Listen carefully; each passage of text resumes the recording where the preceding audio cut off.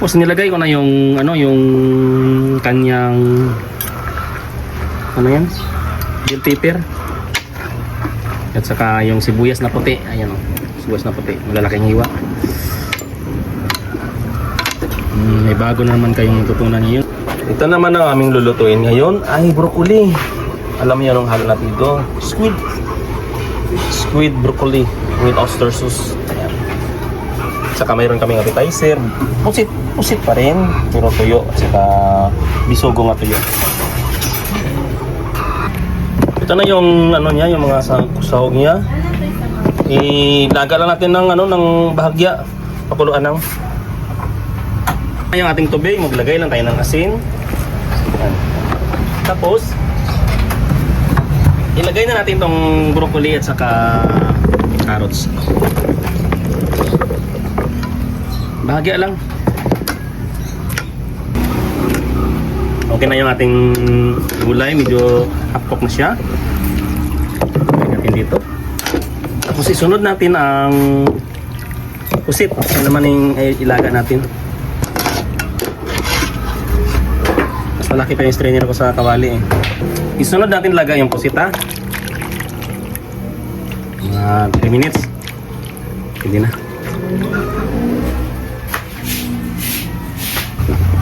Okay na yung ating pusit. Tatanggalin na natin to ha. Ito yung pinakamasarap sa pusit, yung malalaking pusit. Saka itong pinakamalinis na pusit. Kasi yung pulang pusit, ano yun eh, medyo marami yun. Lalo yung maliliit. Alam yun na. Maglagay tayo ng mantika. Itong mantika, ginagamit ko mantika to sa fried chicken namin, mabango, sobrang bango. Maglisa na tayo ng kanyang sangkap, bombay, at garlic. Ayan. Panoorin nyo itong ganitong luto kasi hindi lang ito pang masa eh, kundi pang social pa. Pag mayroon kayong mga bisita na social na mahilig kumain,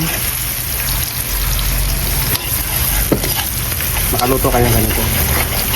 Natin yung kamatis. Yan. Bilis ko lutuin ito kasi nilataan na yung yung pusit sa kanyang gulay. Gaya na natin yung pusit niya. Yan. Tuyo. Hindi na pa ako mag-asin dito ha.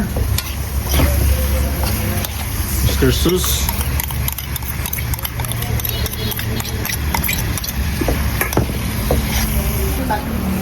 Magic sarap. Bitsin. Paminta. Brown sugar. Isang kutsara lang. 1 and a half. Yan. Tapos kayo kain natin. Tapos lagay natin itong panganghang para mabalance yung lasa niya. Kunting patis, kunti lang ha kasi medyo ano na yung oyster sauce saka yun yung toyo, mushroom, yung dalawang mushroom, saka yung nilatan natin kanina ng broccoli at saka carrots. May pang last pa mamaya yung bell pepper niya at saka yung bombay na puti. Natin ng bahagya mga 45 seconds. Tapos nilagay ko na yung yung kanyang